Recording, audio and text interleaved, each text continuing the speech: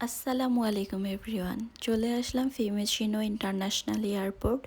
দীর্ঘ 6 বছর পর বাংলাদেশে যাচ্ছি, তো অনেক বেশি এক্সাইটেড। অনেক বছর পর যাওয়া, আসলে কোভিড-19-এর পর একটু যাতায়াতটা টাফ হয়ে যায়। তারপর বাচ্চা দুইটা ছোট থাকায় আর যাওয়া হয়নি, অনেক বছর গ্যাপ হয়ে গেছে, বাংলাদেশে যাই না। মধ্যে আবার যাওয়ার কথা হলেও আমার শ্বশুর শাশুড়ি ইতালি চলে আসে 3 মাসের জন্য, যে কারণে আরও যাওয়া হয়নি, ক্যান্সেল হয়ে যায়। তো ফাইনালি বাংলাদেশে যাচ্ছি। বাচ্চারাও অনেক খুশি, তারাও প্রথম যাচ্ছে বাংলাদেশে। আমাদের বাসা থেকে এয়ারপোর্ট বেশ দূরে, টানা 4 ঘন্টা গাড়িতে জার্নি করে এয়ারপোর্টে আসতে হয়েছে। তো বাচ্চাদের চোখে ঘুম ঘুম। তো এখানে সিকিউরিটি চেক করে লাগেজগুলো দিয়ে আমরা ভিতরে চলে গেলাম। আমরা বাসা থেকে রাত 3টায় বের হয়েছি আর আমাদের ফ্লাইট ছিল সকাল 9টায়। এখানে একটু ঝগড়া হচ্ছে, দুইজনের এক খেলনাই লাগবে, এটাই নিয়ম বাচ্চাদের। আর এয়ারপোর্টে বাচ্চারা একটু বিরক্ত করবেই, যে কারণে সবাইকে অনেক বেশি সতর্ক থাকা লাগবে। আমি ফারিকের পছন্দের খেলনাগুলো নিয়ে এসেছিলাম সাথে করে, যেন ও কিছু টাইম খেলে, বিরক্ত না করে। আমরা যেহেতু রাতে বের হয়েছি, আমাদের ইচ্ছে ছিল এয়ারপোর্টেই সকালের নাস্তাটা করে নিব। তো আমার বাচ্চারা নরম রুটি, ডোনাট, ক্রোসেন্ট এগুলো পছন্দ করে, আর আমাদের জন্য একটু কফি নিয়ে নিলাম। প্লেনে ওঠার আগের প্রস্তুতি হিসেবে বাচ্চাদের হালকা খাবার ও ডাইপারটা চেঞ্জ করে দিব। তো এয়ারপোর্টে সব জায়গায় ছবি আঁকা থাকে যে এখানে আপনি ডাইপার চেঞ্জ করতে পারবেন। টয়লেটের এক পাশেই দেখতে পাবেন যে বেবি চেঞ্জিং স্টেশন থাকে, যেখানে একটা ডাইপার টেবিল থাকে, যেটা উঠানো থাকে, আপনি টান দিয়ে নামিয়ে বাচ্চাকে ওখানে রেখে ডাইপারটা বদলে নিতে পারবেন। আর ডাইপার বদলানোর সময় যুদ্ধ করতেই হয় সব মায়েদের, বাচ্চারা এটা একদমই পছন্দ করে না। বসে অপেক্ষা করছি, আর 20 মিনিট পর আমাদের ফ্লাইট। ফারিক তো বুঝে না, কিন্তু ফায়াজ প্লেনগুলো দেখছিল আর অনেক খুশি হচ্ছিল। ফায়াজকে ওর বাবা বলছিল যে এই প্লেনগুলো দিয়ে আমরা দাদা বাড়ি যাব। দাদা যেহেতু ইটালিতে এসেছিল, তো দাদার সাথে তার দেখা হয়েছে, সে বুঝে। ফারিকের সাথে দাদা দাদুর প্রথম দেখা এটা। তো অপেক্ষার মুহূর্তগুলো যেন আর শেষ হচ্ছিল না। গেট নাম্বার খুঁজে আমরা এয়ার ব্রিজ দিয়ে বিমানে ফাইনালি উঠে গেলাম।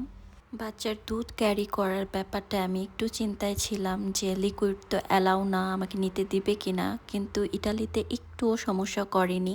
বাচ্চার জন্য লিকুইড দুধ নিতে পেরেছিলাম, আর আমার বাচ্চা যেহেতু এই দুধগুলোই খায়, তো কিছুটা দুধ দিয়ে আমি এয়ার হোস্টেসদের বলেছিলাম এটা একটু গরম করে এনে দিতে, তারা এনে দিয়েছিল। বাচ্চাদের নিয়ে একটু টেনশনে ছিলাম যে কি করবে, বিরক্ত করবে কিনা, কিন্তু আল্লাহর রহমত আলহামদুলিল্লাহ তারা বেশি বিরক্ত করেনি। ফারিক ঘুমিয়েছিল আর ফায়াজ একটু টিভি দেখেছে, একটু গেমস খেলেছে, এভাবেই সময় কেটেছে। চলে আসলাম কাতার। আর কাতারে আমার ভাই থাকে, তো আমার ভাই অনেক বেশি রিকোয়েস্ট করেছে যে ভাগিনাদের দেখবে।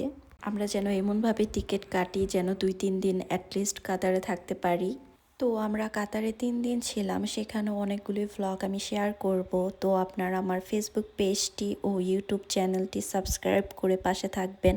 এটা হচ্ছে এয়ারপোর্টের একটা ইমোশনাল মোমেন্ট।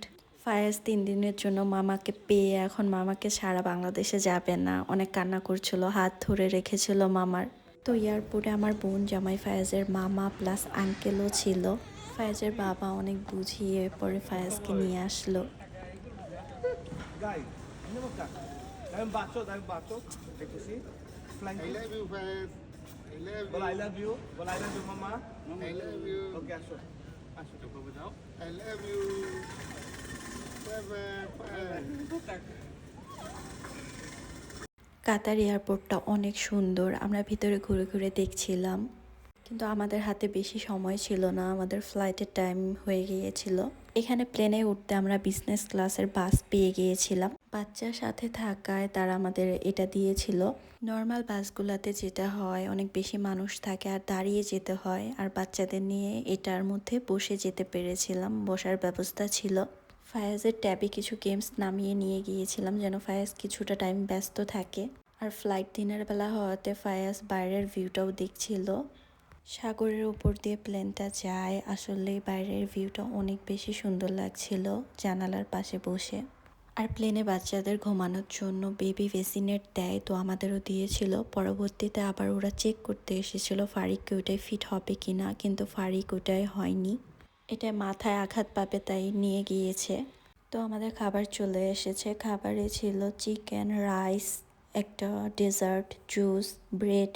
বাচ্চাদের হালকা একটু রাইস খাইয়ে দিয়েছিলাম, আর কিছুই তেমন খায়নি ওরা। প্লেনের খাবার হালকা থাকে, হেলদি থাকে, অল্প পরিমাণে থাকে, আমার কাছে ভালোই লাগে। চলে আসলাম বাংলাদেশ, এই অনুভূতি বোঝানো যাবে না বলে। এত বছর পর আমার দেশে চলে এসেছি। প্রতিটা প্রবাসীরই যেন স্বপ্ন বাড়ি যাবে।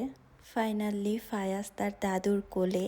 ফায়াজের দাদু বাড়ি থেকে অনেক মানুষ এসেছিল 2 গাড়ি ভরে। ফায়াজের দাদা, দাদু, ভাই, বোন, ফায়াজের ফুপা, চাচা, অনেক মানুষ এসেছিল। তো আমরা প্রথমে যাচ্ছি আমার শ্বশুর বাড়ি, পরবর্তীতে গিয়েছিলাম আমার বাবার বাড়িতে বেড়াতে। আর 2 বাড়ি বিক্রমপুরে। আমাদের বাসায় যেয়ে পৌঁছাতে রাত 1টা বেজে গিয়েছিল।